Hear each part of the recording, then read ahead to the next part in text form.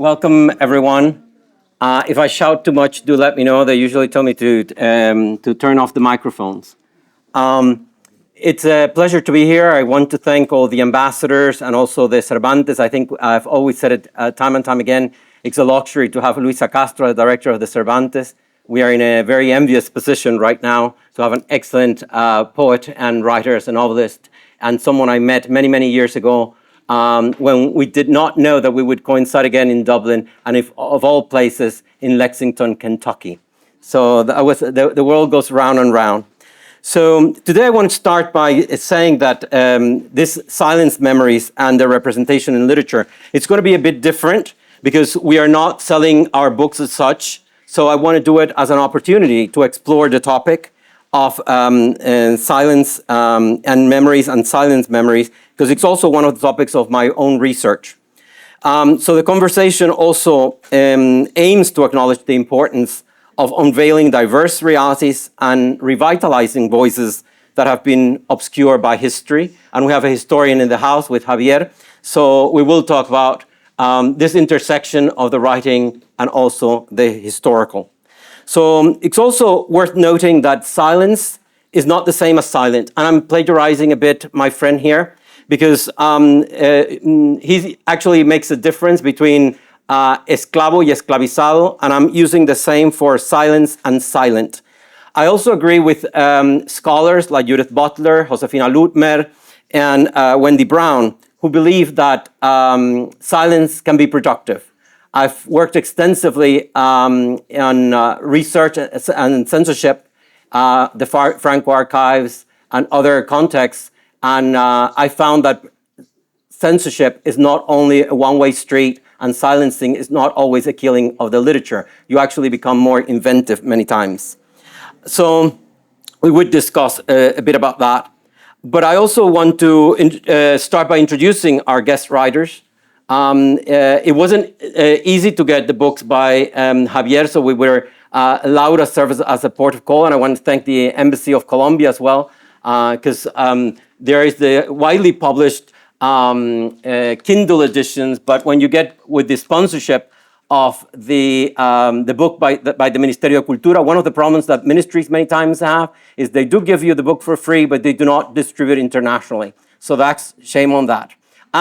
The other problem with Malpensante, also the distribution is not, this is why we don't have the books here, and it would have been great to have. So I'll start by introducing the writers. Chiamaka Enyi-Amadi, she was briefly telling me, I was telling them that this is the first time we meet. I generally don't like to meet the writers I interview. I'm not a great fan of the genre, I have to say, so I like to select my space. In this case, Silence Memories was built for me, and they said, would you do it? I was in the States in the summer, and I said, yeah, there's a long time, I'll do it by then. Had it come, closer to time because of all the pressures of the university, probably would have said no, but I'm very glad I said yes. And Chiamaka, just briefly, I said, would it be okay to introduce you this way? Because it's based on my research and readings of Chiamaka, rather than Chiamaka telling me, this is how I want it to be introduced. And she said, it would be the first time I get introduced this way. So looking at a prose poem from her, and based on the readings, I saw Chiamaka more as an Igbo poet rather than a Nigerian poet. And I brought that to her attention, and she said, yeah, that's my background. It's funny that you picked up because everyone just presents her as a Lagos writer. But I used to teach in a past life in London. I was a professor of comparative poetics as well, and I taught Nigerian writing. So a prose poem where are you really from?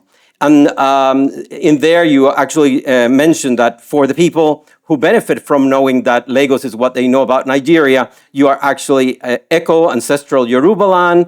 And actually, you just say, well, for those in diaspora or people who don't know Nigeria, I'll be from Lagos. But it's also an internal migration of processes. For those of us who've studied Nigeria, it's also important because there is a background context to it. And when I was establishing that connection with Chinua Achebe always said, I'm not a Nigerian writer, I'm an Igbo writer. And that has a context because the Republic of Biafra and why it didn't exist, et cetera, so we can go back to 67 to 70. But we're not going to do that tonight because we are pressured for time as well. So she was actually raised in Galway and Dublin, and now it's based in Wicklow. So if you read her other books, they will have a different story. So now you have this as a primicia. So she's a writer, spoken word performer, an excellent performer, I must say as well, editor, arts facilitator, graduate of our competition, UCD. She didn't come to TCD, where I'm just across but we're friends. And she did a BA honors in English and philosophy. She has been publishing and performing in journals, Poetry International Review, Architecture Ireland, RTA, in poetry program, the IMMA for the Irish Museum of Modern Art, and the Irish Times, Irish University Review. She co-edited, and I've set her up for reading as well, because she co-edited Writing Home. Well, she also includes one of my PhD students, Rafael. I don't know if Rafael is in the audience. No. Okay. So she co-edited New Irish Poets and with Pat Boran, and also her story Dishonoring the Dead, included in the Art of the Glimpse, with 100 Irish short stories, and we will discuss what Irishness could mean in all these contexts of people who have moved here, writers from everywhere else. So her writing overall focuses on themes of shifting marginal identities. She was the recipient in 2019 of the Poetry Ireland Access Kurt Bursary. And it's a pleasure to have you here to establish new dialogues with our Colombian friends. Ahora voy a cambiar a español. Tenemos a Javier Ortiz Cassiani de Valledupar. Valledupar es muy interesante porque para los que nos interesa Colombia, cambió de departamento, entonces tenemos este contexto desde Magdalena hasta Cesar, y eso también es tu propio recorrido dentro de Colombia. Y después vamos a ver por qué nos interesa conectar a Colombia con Irlanda, y te vamos a poner a prueba. Vamos a ver cómo sale la cosa. De hecho, me puse la guayabera por él porque él tiene un texto donde habla de los segurosos que van con la guayabera protegiendo, como el uniforme colombiano, así que llevo el uniforme colombiano, pero como cubano llevo también la guayabera. Entonces aproveché la ocasión para fastidiar un poco. Digamos. Para fastidiar un poco, claro. No la llevo de blanco, que es la más típica, pero bueno. Ha publicado los libros El incómodo color de la memoria, Columnas y crónicas de la historia negra, Un diablo al que llaman tren, Bailar con las trompetas del apocalipsis, y también es coautor de Desorden en la Plaza, Historia de la Memoria Urbana en Cartagena, y los 50 días que hicieron a Colombia. Sus intereses alrededor de lo que es memoria, discurso, representación, cultura popular y la paradoja de dónde se inserta es una cosa que los que ya han escuchado sus trabajos tienen muy buenas entrevistas, muy accesibles en YouTube. Da muy buenas conversaciones en esa intersección entre lo literario y la historia, que es lo que me gusta a mí, trabajar también en la intersección de la política, la historia y dónde encajamos. Después tengo una sorpresa en este momento, antes de pasar a más, y espero que no nos cierren el Cervantes por esto. Sí, porque una vez que hice una lectura de poesía en Rumanía me dijeron, si lees esto y haces eso, no vamos a recibir más fondos. Entonces, espero que no sea el caso.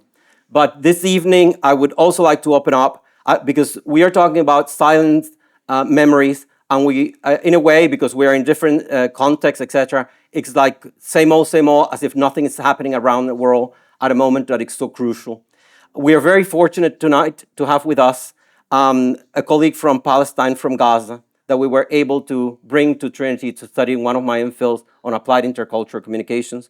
But not only that, I would like to open the hour with the dedication of the whole session to the memory of Hiba Abunada, your sister, who was a writer, who left us a book, which is Oxygen is Not for the Dead. I was trying to already connect her to Sinead from Literature Ireland, because we're looking for publishers and translations.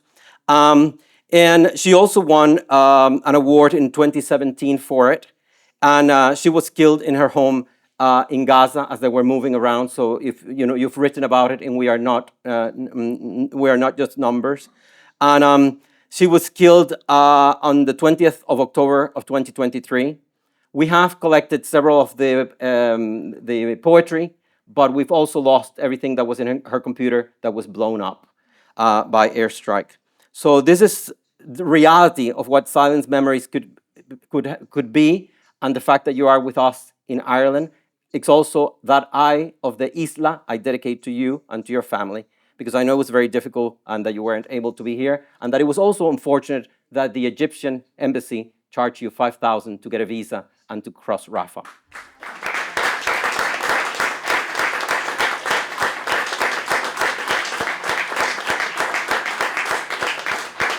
Sunday next week will be mark of the anniversary of your sister's killing. And it's very appropriate that you're studying applied intercultural communications. You bring something else to Trinity, and you are very welcome to be here.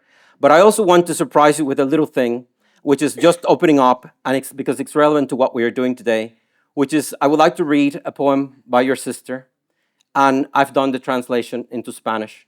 And probably in a rush, so I haven't consulted you, so we have to iron out the Arabic later on, but this is for now. So I'll just read the translation by Huda Fakhaddin, who's an associate professor of Arabic literature at the University of Pennsylvania, who did the translation of Not Just Passing. Yesterday, a star said to the little light in my heart, we are not just transients passing. Do not die. Beneath this glow, some wanderers go on walking. You were first created out of love, so carry nothing but love to those who are trembling. One day, all gardens sprouted from our names, from what remained of heart's yearning. And since it came of age, this ancient language has taught us how to heal others with our longing, how to be a heavenly scent, to relax their tightening lungs, a welcome sigh, a gasp of oxygen. Softly, we pass over wounds like purposeful gauze, a hint of relief, an aspirin. Oh, little light in me, don't die. Even if all the galaxies of the world close in, oh, little light in me, say, enter my heart in peace. All of you, come in. And I'll just do my own translation, mi propia traducción que hice para esto solamente. Y le doy un doble título por lo que puede significar el propio título, porque los traductores siempre tenemos que fijar los textos. Y lo titulo No solo de paso, no solo la muerte. Ayer una estrella le dijo a la lucecita en mi corazón, no solo somos transeúntes de paso, no mueras. Bajo este resplandor algunos viajeros continúan caminando. Te crearon primeramente por amor, así que lleva solo contigo el amor a esos que tiemblan. Un día, todos los jardines brotaron de nuestros nombres, de lo que quedaba de corazones añorantes. Y desde que alcanzó la mayoría de edad, esta lengua antigua nos ha enseñado a cómo curar a los otros con nuestra añoranza, a cómo ser una esencia divina para relajar sus espasmos pulmonares, un bienvenido suspiro, un sorbo de oxígeno. Lentamente, pasamos por alto las heridas como determinante gasa, un indicio de alivio, una aspirina. Oh, lucecita en mí, no mueras, incluso si todas las constelaciones del mundo te cercan. Oh, lucecita en mí, di, entren a mi corazón en paz. Todos ustedes, entren, pasen. Y como ven, yo puse entren a y no entren en, que es la parte española, pues le puse la parte latinoamericana. So, thank you for being here, and it's a dedication to you. Now we go on to invite Chiamaka. I want Chiamaka to read your poem, Women and Other Flowers. Not everyone will, I just selected for you here. So if we could start with you reading that bit. Women and Other Flowers. Once upon a time, a little girl turns 11 and is transformed into a new Irish citizen. But then she spends her first Irish winter desperate, weeping, her mother shrouding her in a floral duvet, her stalk thin, preteen body pressed against the radiator in the hallway of their new house, all one frosty night. Shivering, she clings to its heat, wheezing, a young willow battered by the wind, needing shelter in an arc of sunshine. Ribs aching against metal ridges, her soft breathing intertwining with the whistling of something sinister trapped within. a symphony of shared corporeal struggle, attempts at settling, at staying alive. And sentimentality does not suit perennial beings. There are seasons for such morbid things. And ever after, a delicate time spent in the trauma of self-renewal, preparing to be whole again. Thank you.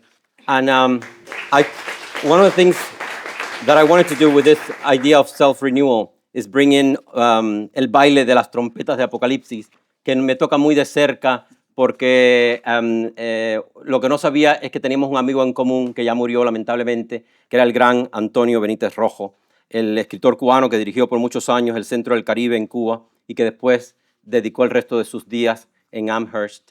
Y me acuerdo que la última vez que nos vimos, estuve con él en un taller en el año 95, ya soy tan viejo, en Miami como parte de Estudios del Caribe con Olive Senior y otros escritores.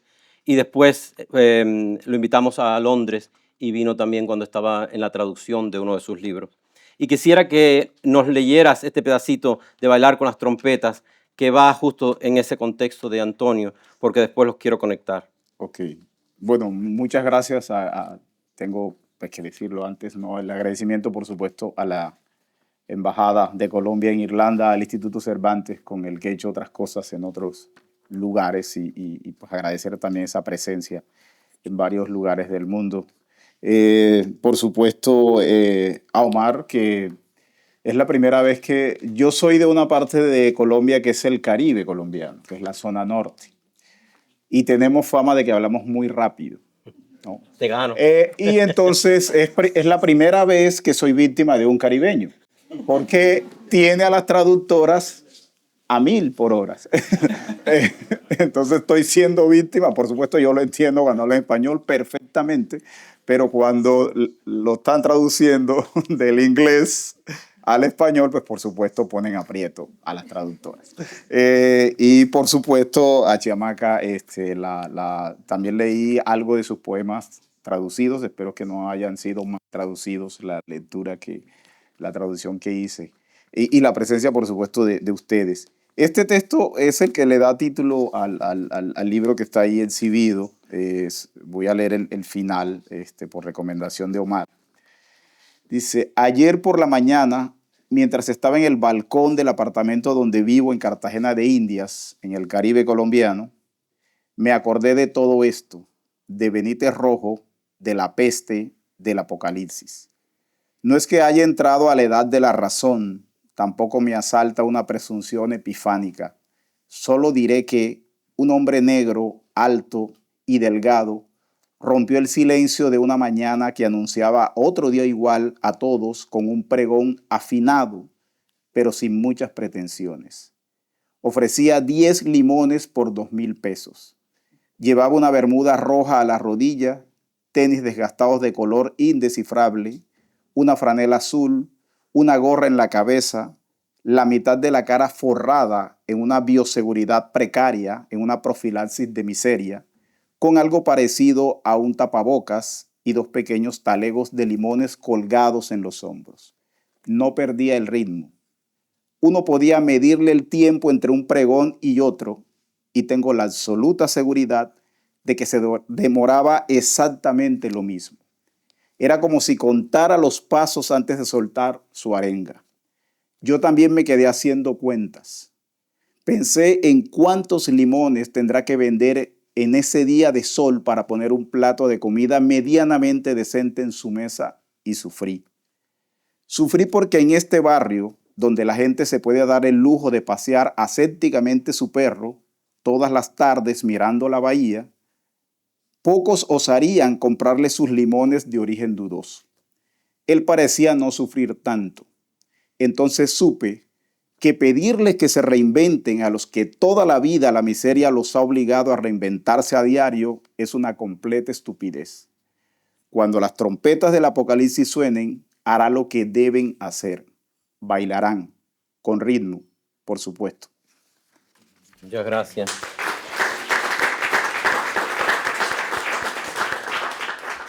Y esa parte es la que quiero conectar con la isla que se repite de Benítez Rojo, The Repeating Island, que la tenemos también en inglés.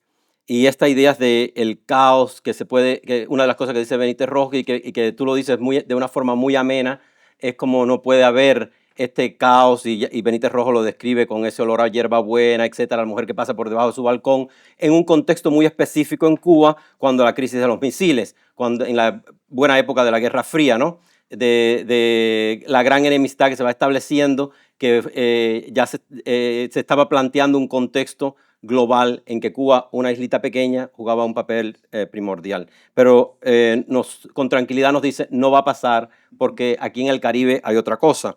Y, por ejemplo, para ponerlo tal vez fácil, bueno, no sé si lo voy a poner fácil para que Chiamaka me siga un poquito. Antonio Benítez Rojo en The Repeating Island, one of the things he says is, the Caribbean is a cultural meta-archipelago without center, without limits. A chaos within which there is an island that proliferates endlessly. Obviously, all the islands, all the areas of the Caribbean. Each copy a different one, founding and refounding ethnological materials like a cloud, will do with its vapor, etcétera, etcétera. Entonces, eso lo encontramos en el libro, de esta idea de cómo se va haciendo este Caribe, que era una de las cosas que explorábamos en el año 95, no solo el Caribe de las islas, sino el Caribe también de lo que es la parte de la cuenca Caribe, que a mí me interesa mucho, que ya incluye los garífunas, los misquitos, etcétera. Entonces ya nos vamos también a la Colombia Caribe de la que tú eres. Pero yo quiero, tú como historiador, una de las cosas que encuentro en tus textos, yo pienso siempre aquí que tenemos que pasar las métricas, esto, lo otro, y entonces tú estás en ese punto entre la academia, lo creativo, y nunca has rechazado la parte creativa para incluir esa intrahistoria, esa historia que sirve de base a lo que viene a ser la historia de los libros. Muchas veces aquellos que hemos vivido ciertas cosas, ya soy suficientemente viejo, vengo de un padre republicano que se fue a Cuba, etcétera, etcétera, y hay un contexto de muchas vivencias que se hacen y que te cuentan tus propios familiares que tú dices, pero eso no va con la historia. En este mismo salón tuvimos una vez aquí a Fernando Arrabal, y recuerdo un colega que Fernando Arrabal le dice al de al lado mío, ¿cuándo empezó la Guerra Civil Española? Y él le dijo que no sabía. Entonces me coge a mí y me dice, ¿y tú cuándo empezó? Y yo le dije, el 17 de julio del 36. Y estaba un colega, que ya ahora no voy a mencionar porque no es justo y está todo grabado, y me hace así como casi, casi. Y entonces él me dice, usted debe ser un señor muy inteligente. ¿Por qué dice eso? Digo, porque fue el 17 de julio y no el 18, cuando a su padre lo arrestan en Melilla. Y para mí ese es el comienzo de la Guerra Civil Española. Entonces, la investigación te lleva a otro lado. Y yo creo que es eso mismo lo que tú estás haciendo en tu escritura, de rescatar esa historia con pequeña h para cambiar la historia que está escrita o cuestionar un poco. Y lo haces también incluyendo ese racismo que está tan enraizado y que la gente a veces no se da cuenta. Es como, por ejemplo, en España todavía seguimos oyendo lo del negrito. Yo digo que era chiquito, yo tengo un libro sobre esto, que la idea de racializar, ¿no? De cierta forma, y no lo cuestionamos. En Cuba existen frases, como tú bien sabes, que hizo una negra. O hay películas, por ejemplo, mis estudiantes, tengo estudiantes míos aquí, que hay películas donde dice, es que cuando no la hacen a la entrada, la hacen a la salida. Los estudiantes nunca entienden eso. Y es cuando los negros no la hacen a la entrada, te la hacen a la salida. Es decir, no son de fiar. Entonces quería ver qué es lo que tú haces con ese proyecto de historia para cuestionar esa realidad que están de nuestros países en muchos contextos, en ese blanqueamiento que se ha vivido mucho en América Latina sobre todo, y cómo tú cambias esa historia a través de esa historia con pequeña h, que me parece a mí, desde una parte creativa, que nos lleva a cuestionar lo que tenemos como texto y contexto de una historia blanca.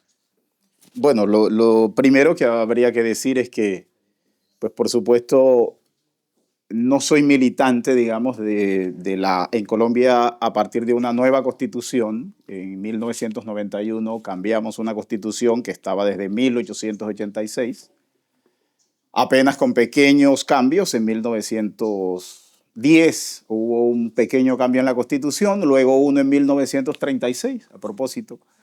Pero la Constitución básicamente era la misma desde 1886 a 1991. Y era una Constitución que básicamente trataba a la población étnica, ¿no? A los grupos indígenas y a los afrodescendientes como salvajes, ¿no? Como personas que había que civilizar. Que había que civilizar para que se convirtieran en ciudadanos, ¿no? no soy militante, decía al principio, de ningún proceso de político afrodescendiente, pero por supuesto llevo como un título de un libro de una colega, la identidad a flor de piel. No, no, eso no lo puedo ocultar. No escribo necesariamente desde la militancia, pero sí soy un militante, digamos, estético de esos procesos, ¿no? Y lo que a mí lo que me interesa es poner algunas discusiones incómodas, y hay un libro mío que se llama El incómodo color de la memoria, porque me interesa poner unas discusiones incómodas en los discursos constitutivos de las naciones. Y en esos discursos constitutivos de las naciones, el tema de lo afro, el tema de lo negro es incómodo. Todas las naciones latinoamericanas, todas, no conozco una que no, construyeron los discursos de construcción de los estados-naciones son básicamente discursos racistas. No somos estos y no queremos ser esto. Todas se construyeron negando cosas. Y el mestizaje, ahorita se habló del mestizaje, el mestizaje puede ser un arma de doble filo, porque el mestizaje también se usa para blanquear. Es decir, no soy ni negro ni indio, sino que soy mestizo, y es una forma de decir no soy negro ni indio. Es decir, estoy tirando más este mestizaje que me acerca hacia lo blanco. Entonces a mí me interesan esos discursos y decirlo, como decía un poeta negro colombiano, sin odios ni temores. Eso no hay que tenerle miedo a decir, a desenmascarar los discursos de la construcción de los estados-naciones. Y hay que decirse esas cosas. Pues, uno de los grandes hombres de la historia colombiana, Francisco José de Caldas, de hecho fue mártir, fue fusilado con el tema de la reconquista española, participó, era un gran académico, científico, interesado en vincularse con Alexander von Humboldt cuando Humboldt va a Colombia en 1808, bueno, a la Nueva Granada, porque todavía no se había dado la independencia. Y bueno, Humboldt, que ese es un texto que tengo en este libro, Humboldt prefiere a Montúfar y le parte el corazón al pobre Francisco José de Caldas, porque por supuesto ahí habían otros intereses más allá de los científicos, que es una historia importante también de discutir. Pero lo que quería decir es que este hombre, que hace parte de los prohombres de la nación, escribe un texto que se llama Del influjo del clima sobre los seres organizados, y está discutiendo con la ciencia o la pseudociencia europea del momento, que está diciendo que en los trópicos no se puede construir democracia ni naciones civilizadas por las pasiones que tienen las tierras tropicales. Por supuesto, las naciones latinoamericanas están dentro de esa lógica. Y Caldas escribe ese texto para decir, no, espérense.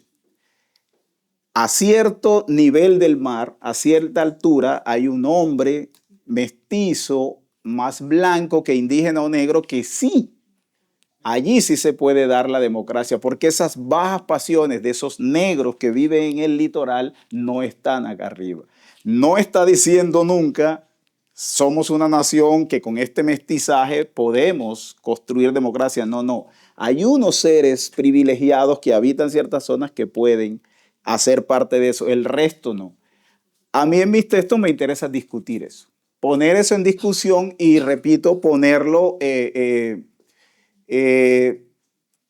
buscando un lenguaje más allá del lenguaje académico con el que normalmente se cuentan estas cosas. Porque estos básicamente son temas de tesis doctorales, sí, que los leen 3 o 4, pero a mí me interesa que me lea la tía mía, que me lea la abuela y que me lea... Muy bien, muchas gracias. Chiamaka, on the same subject, I wanted to ask you, because there are two things. First, also these ideas of silent memories and also rewriting history. For example, one of the things that we tend to put under the carpet in a way is all the silent cultural memories of migrant communities. And I'm referring, for example, you have one of the texts that refers to the FGM. So for those who are translating female genital mutilation or clitorectomy. And at the time you were writing, you were saying it was 3,000, something so it was close to 4,000. But now if you look at the Irish Family Planning Association in Ireland, although it's against the law, we have 5,277 women and girls who have gone through it and growing.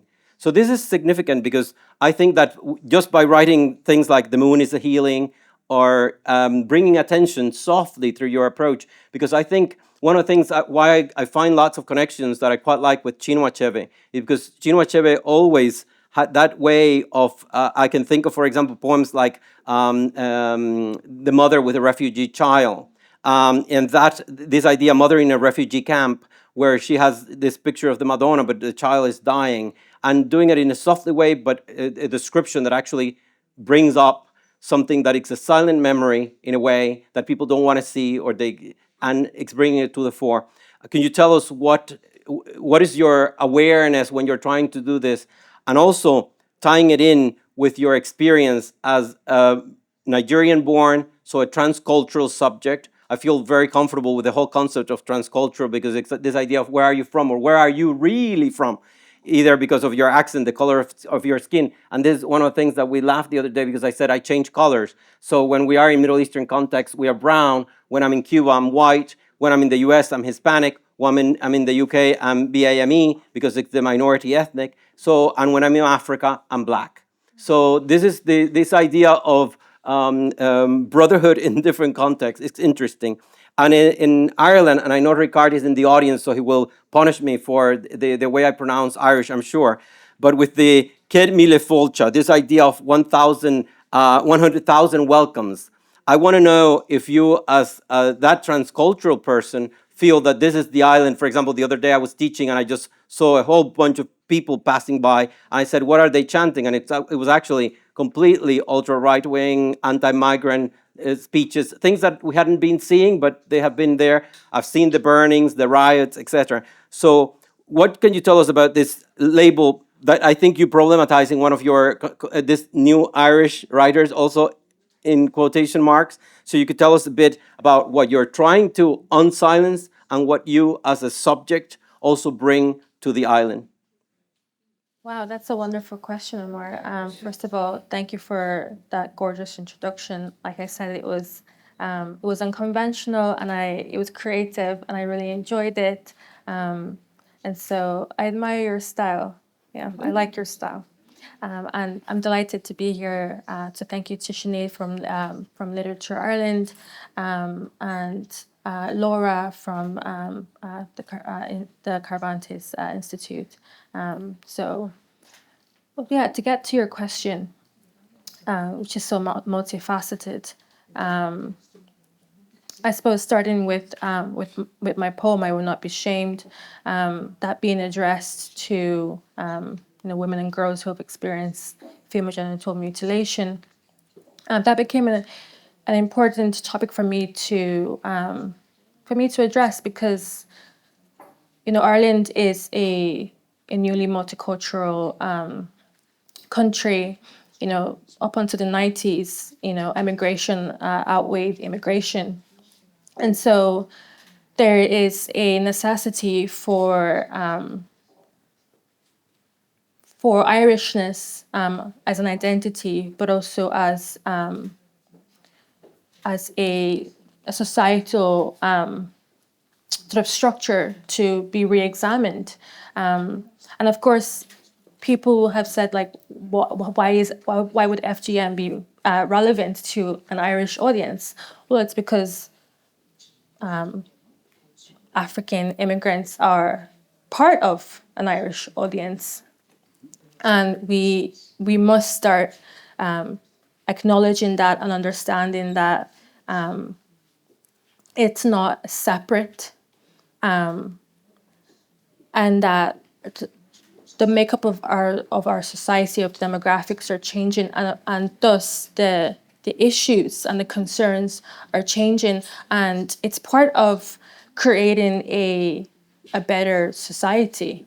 And of course, gender-based violence is not new in Irish society. It's very much ingrained within history and contemporaneous aspects of Irish society. And so it's merely just a branch of a very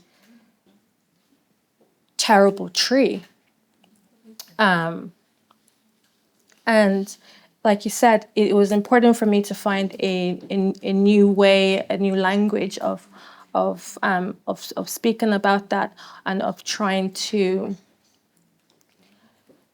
get people, and also to get myself to understand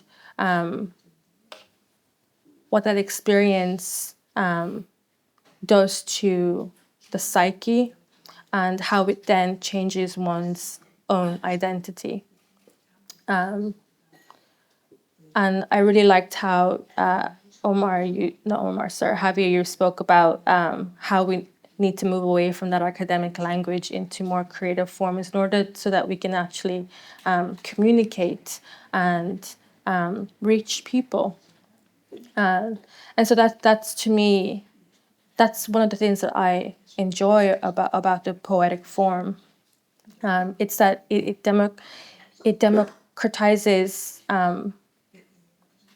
communication and language and form, especially when you enter into spoken word, and how those traditions are just more accessible for the public, especially connecting like Nigerian and Irish culture.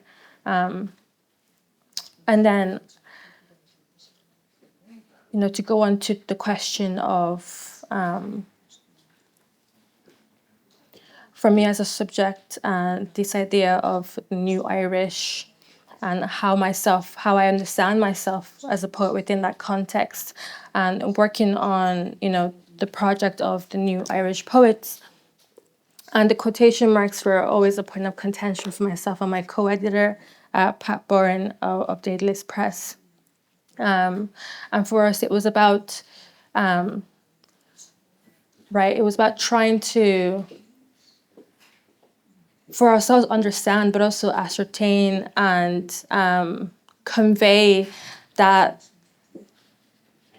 you could say confusion, you can say, it was in order not to confuse people of what we were looking for. And it was to be specific, the specificity of the language, while also trying not to circumspect the actual poets that we were trying to reach. Not to prescribe too much the work that we were going to receive. Because and kind of the context for that was in the 2000s, the publisher had already kind of put out an open call and published an anthology of immigrant poets called Landing Places. But they found that the reach of that and the makeup of the book was perhaps not as diverse as they would have liked. And so it also informed that subtitle of a New Irish Poet. It's like, okay, we want to be more specific now. We don't want people who have just about writing about experiences of travel, or just Irish immigrants who have come back home. We want people who view themselves as from elsewhere, and who are negotiating that identity shift. And we want those meaty, complex, complicated negotiations of identity. And we're very grateful that's what we ended up with. Over 50 nationalities in the book, and each one more different from the next. And you mentioned your PhD scholar, Raphael, whose work was outstanding. And a lot of the writers in this book would have been writing in English, or it would be their first time being published in English. And there's almost no words to sort of like capture what that experience and how important that experience is in terms of legitimizing a writer who, because I've read a lot about writers who for them, it's not just the experience of being an immigrant. It's that perhaps coming to Ireland might be the first time that they think of themselves as writers. And so this book is sort of becomes like an object of legitimacy, and a very important cultural object in showing that there is that experimentation in remaking oneself. It's happening. Thank you. Thank you very much. Javier, ahora quiero moverme a la parte de, porque clasificarte a ti no es fácil en lo que escribes, entonces, ¿dónde te encajarían a ti en una... Por eso no me gano ningún concurso. Por eso no te tenemos aquí encajado. No, no me gano ningún concurso. Pero sí has ganado algún concurso. Entonces, la memoria, como estoy pensando en un libro como Memoria, Historia, Nación, esta idea de Contested Past de Catherine Hodgkin y Susanna Ratstone, donde nos hablan de esta idea de buscar otras memorias, ¿no? Entonces, veo mucho de este aspecto de memoria como que puede llegar, es decir, lo malo que tienen los familiares de los que escribimos es que a veces puedes poner cosas que no quieren que pongan, como tu padre hacía ciertas cosas, o el sembrado de marihuana, las semillitas de hecho, tengo una prima mía que es historiadora en Cuba y me dijo, por favor, en mi nombre, pregúntale a Javier cómo se hace para que la gallina ponga 2 huevos en lugar de 1 con las semillitas que dio. Entonces ese es el chiste. Pero es esta idea de cómo esta historia, esta contienda, esta idea de struggle, ¿no? Donde se pueden rebatir, cuestionar realidades y refutar hechos. Pero a la misma vez, una de las cosas que están haciendo varios historiadores, cuando hablamos de esa historia oral que me interesa a mí tanto, es que dicen, bueno, también existe el peligro de que entonces te vayas al otro extremo y tengas el trompismo, que es decir, yo digo las cosas, las repito, y aunque sea mentira, las repito muchas veces, y es una verdad. Y entonces, a veces tenemos gente que debería saber un poquito más, pero te dice, ¿dónde lo viste? Yo siempre a los estudiantes les digo, tengo estudiantes aquí, digo, ¿dónde lo viste? Lo vi escrito. No, cuestiónalo. ¿Por qué? A ver, tú puedes fiarte de todo lo que ves escrito. Cuestióname a mí. Tienen que aprender a esa idea de ese engranaje, ¿no? De que hoy en día más, es decir, los que somos más viejos no crecimos con Google.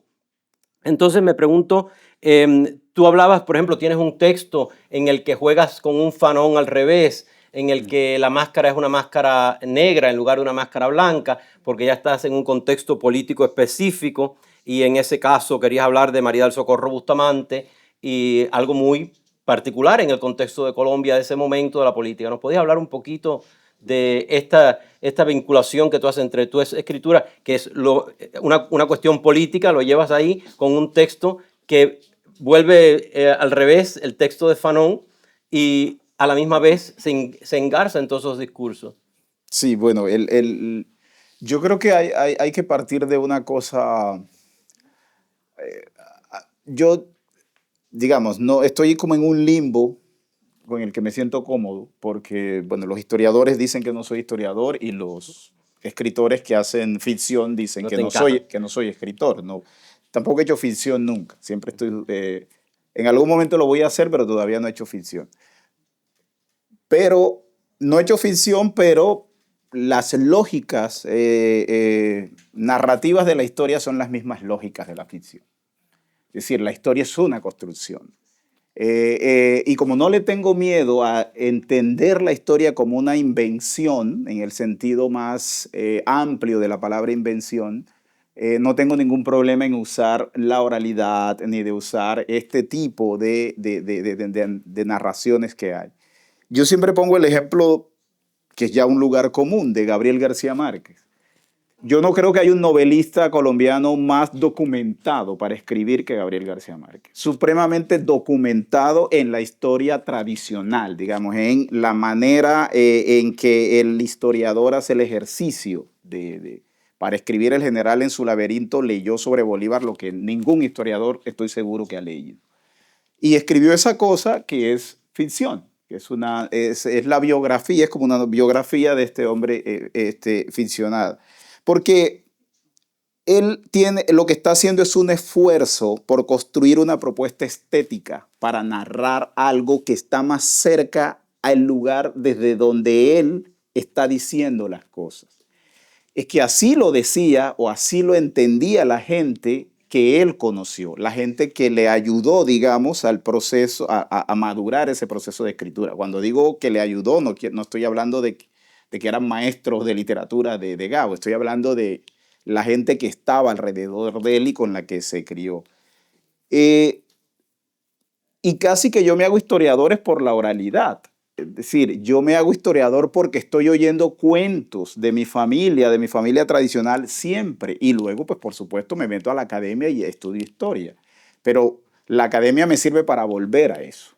Entonces hago la vuelta, ¿no? Lo que hago es volver a eso. Siempre tengo detrás eso, pero trato de que los hilos no se me vean tanto. La gracia del titiritero es que entre menos se le vean los hilos, mejor. Entonces, un poco lo que hago es construir esas historias con una base y tratar de que los hilos se me vean poco, pero los hilos están allí. Son los referentes de la historia académica, juiciosa, etcétera, pero tengo que volver esto una propuesta estética que sea agradable de leer, así esté contando las barbaridades más grandes, ¿no? Así sienta que me vuelva cómplice con eso. Lo que hice con ese texto específico, pues es esta mujer que es una política tradicional, ya murió, porque murió no tengo que decir que era buena persona, no lo era. Ya murió y en algún momento activistas políticos afros, negros, como tienen la posibilidad de dar cuotas, dar avales políticos, le dieron un aval político a esta mujer para que se lanzara a un cargo público, cuando lo que menos ha sido esta mujer es identificarse como negro o identificarse como una mujer afrodescendiente que tiene en su haber una propuesta política. Entonces lo que hago es darle la vuelta, decir cómo están usando la máscara de Fanon al revés, porque son los mismos afros los que están traicionando su proyecto en la medida en que le están dando un aval a alguien que nunca ha tenido nada que ver con ellos, ¿no? Entonces, yo a veces creo que lo que hago es tratar de, no voy a decir que contar el lado B, como cuando los acetatos traían lado A y B, pues que desapareció con el CD. Pero no quiero decir que hago el lado B de la historia, pero sí me interesa mirar los intersticios donde normalmente, porque no es que haya silencios allí, no es que haya ocultamientos, no es que eso no se sepa. Por ejemplo, siempre se habla de la invisibilidad de la gente negra en Colombia. No, es que son muy visibles, lo que pasa es que son incómodos. Y entonces no los nombro, pero están allí, son visibles. Es decir, no hay, como decía, no hay un discurso de la construcción de la nación colombiana en el siglo XIX donde no se hable de lo negro. Obviamente lo que hay que fijarse es cómo se habla, qué se dice o qué es lo que se oculta de eso, pero no son invisibles. Y normalmente el discurso político de los afro es decir, es que somos invisibles y queremos que nos visibilicen. No, ese no es el tema, es que hay que revisar el discurso más bien para volverlos visibles de otra manera, no de la manera tradicional en que han sido puestos allí. Y un poco de eso se trata, ¿no? Muchas gracias. Como ven, para esta charla podríamos seguirla por varios días, pero sé que se me van a asustar Laura y todo, porque me dijo, empieza, terminar, y yo tenemos 10 minutos, entonces, y abrir para preguntas. Entonces, no puedes juntar dos caribeños. No puedo juntar a dos caribeños y una nigeriana, porque Nigeria con el Caribe tiene mucho que ver. Entonces, todos nuestros procesos transculturales en Cuba nos vienen de África. Entonces, muy yoruba. Muy yoruba, sí. Entonces, una de las cosas que quiero antes de abrir al público es en este proceso de silenciamiento también preguntar una cosa que ha quedado muy silenciada en el espacio de estas charlas de las 5 de la tarde. Y me preocupa a veces lo que dicen los escritores, yo entiendo desde el punto de vista como escritor también, pero tengo 13 libros publicados, 5 más que van a salir, y cada vez que lo hago es una aventura. Es decir, una aventura porque si no funcionas con un agente, y a mí no me gusta funcionar con agente porque la gente entonces depende de ti para ganar dinero, y entonces te pone unas presiones que en este momento no podría hacer, y tampoco me gusta escribir así.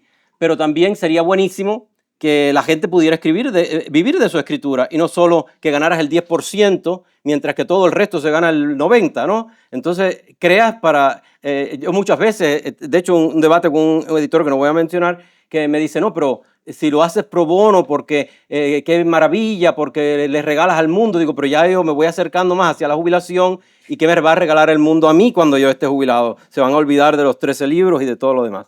Entonces, me pregunto, ¿cuán difícil es el proceso? Yo sé que uno de tus libros fue con crowdfunding.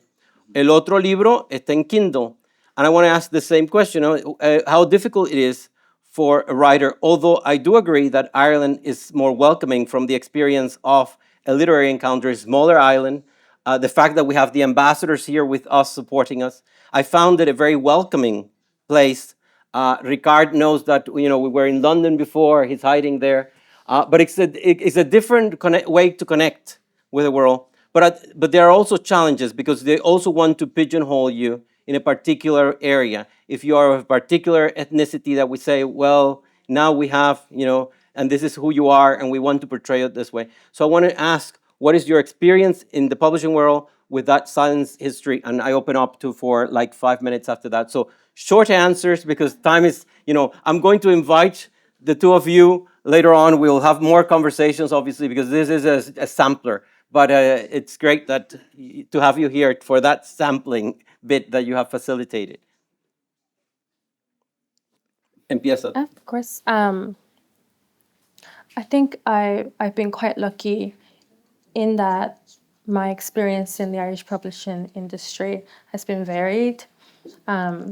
So, because I myself, I have various interests, and I've been lucky that the work that I've received and the work that has been given to me, but also the work that I've put out there and has been received favorably, all center around core themes as opposed to trying to being pigeonholed to fit a specific agenda. People try, but I'm very disobedient, so they'll have to try harder. Because my work is more so about the body and the experience of movement, and in particularly trying to find creative aesthetics around reconciliation. And so, yes, that involves tackling subjects of violence, colonial violence, gendered violence. But at the end of the day, it's always going to come back to how do we reconcile this through language, but also through relational aspects of just everyday life within family and those sorts of intimate relationships. And so I was lucky to get a really great commission very recently, Poetry as Commemoration, which is about looking at the war, the Irish Civil War and the War of Independence. And for me, that was going to the archives and seeking out women's stories and stories of hair cutting and gendered violence. And so while I'm going into the Irish Historical Archives, I'm still bringing my own context as, as a gendered and racialized subject, but also as a subject of, you spoke about the Biafran War. My parents are directly affected by that. My father was orphaned, and my mother's parents had to move, had to internally migrate. And so there's so much life within each person. And we know that race is relational. And like you said yourself, you might be Black in Africa and you're brown somewhere else and you're white somewhere else. And so all of that affects how we interact with language and we interact with each other. And that must also inform how we approach our writing. Thank you. And my advice, bring out the book because that's a teaching experience to the rest who don't know the history, because I think it's really good. Bueno, yo ni siquiera sabía que el libro estaba en lo que me acabas de decir. Ah, sí, no te han pagado, ¿ves? A pedir dinerito, porque bueno, así lo compré yo, ¿eh? Bueno, yo en realidad este libro, El incómodo color de la memoria, es un libro que publicó una editorial alternativa, pequeña, que le ha ido bien en ventas, pero por supuesto, bien en ventas es pues, lo que puede vender un autor como yo en Colombia, ¿no? Creo que Diego estaba diciendo ahorita que, bueno, que nadie va a convertir, a menos que sea un bestseller, nadie está viviendo de la escritura.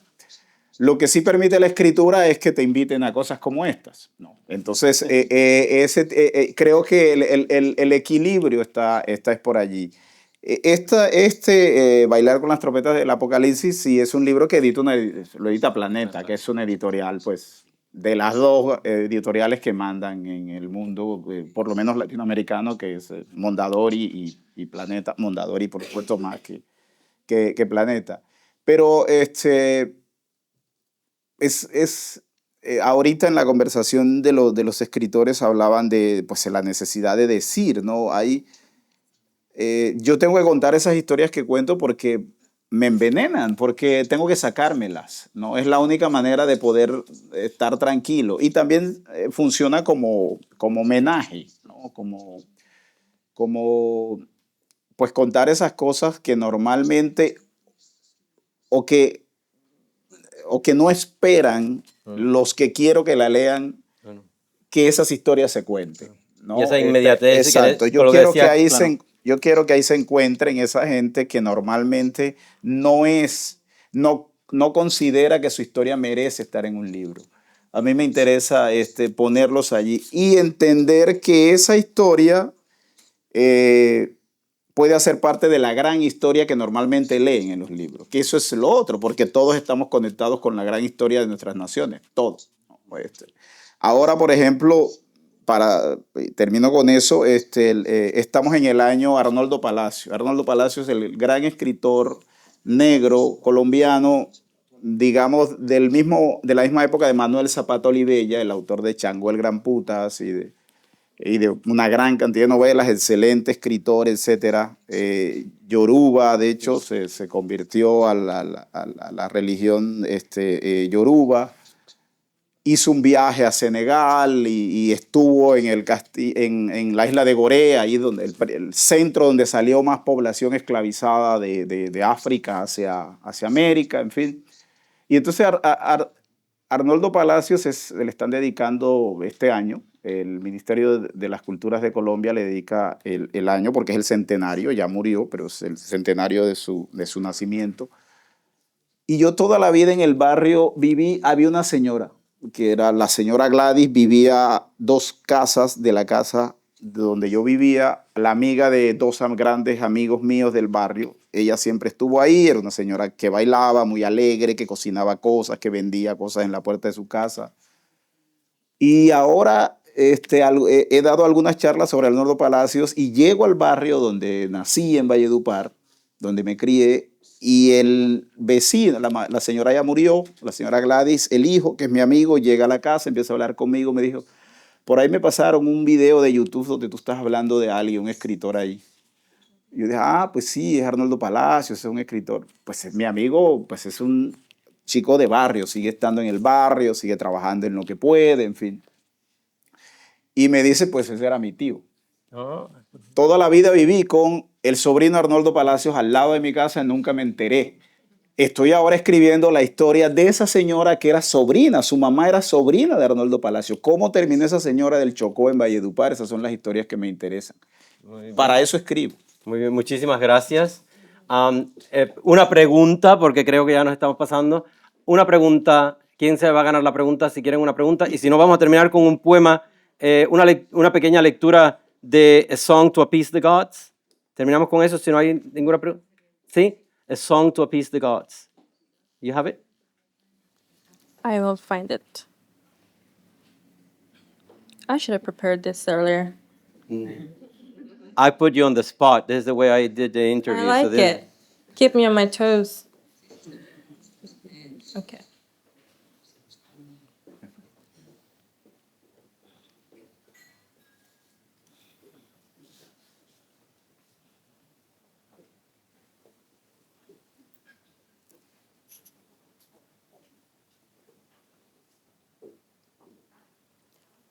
A song to appease the gods. The world is like a mask dancing. If you want to see it well, you do not stand in one place. Chinua Achebe, from After Empire. What can a child say to a god to get the attention of Chukwu the Supreme, who sends his spirit to be his own eyes in the direction of the dancing wind, to follow the sand when it is swept up by the mighty hands of the wind? The wind is celebrating. It throws the sand over the deep curve of his right shoulder, scattering the soft grains all over Igbo land, and spins around 1,000 times but does not grow weary, or stumble like a man weakened after his blood is violently shaken. This child has decided not to stay. Which road will she take now? Will she follow the wind, join in its drunken dance without rein or root? Or will she swallow her weight in sand and take a different form after her journey in the spirit world? Who is singing? Only the spirits can hear this terrible song. Only the madman knows this wicked song. We know it is wicked from the way the madman laughs as he too dances in a shrill cackle like a hot-blooded wolf. His face is an oily mask melting, a mix of wet black sand and red palm oil. The child would not dip her soft-boiled yams into the sweet stickiness of the sauce. And now she has decided to leave us. Who is singing? Who is it that will speak on my behalf? Who will go to the land of the spirits and bring my child home on the soft haul of their back? Who has preserved the language of the old gods? Who has tuned their ears to the soft murmur of life? Is it the wind in its drunken dance? Is it the madman with his oily mask?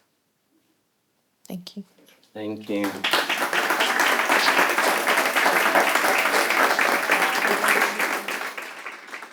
Again, thank you to the organizers, thank you to Laura, thank you to Luisa, thank you to the ambassadors here, and the audience that has stayed on, because you never know, when you come last, you can do a runner, but we still have a large audience, so thank you so much, and I hope you enjoyed it. This is as a tiny sample of what the two writers can give us.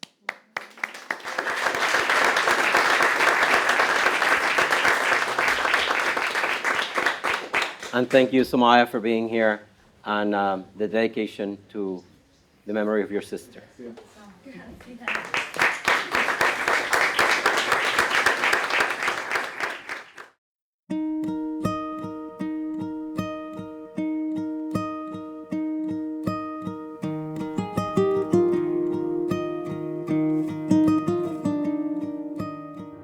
RTE supporting the arts. Supporting artists. Supporting us.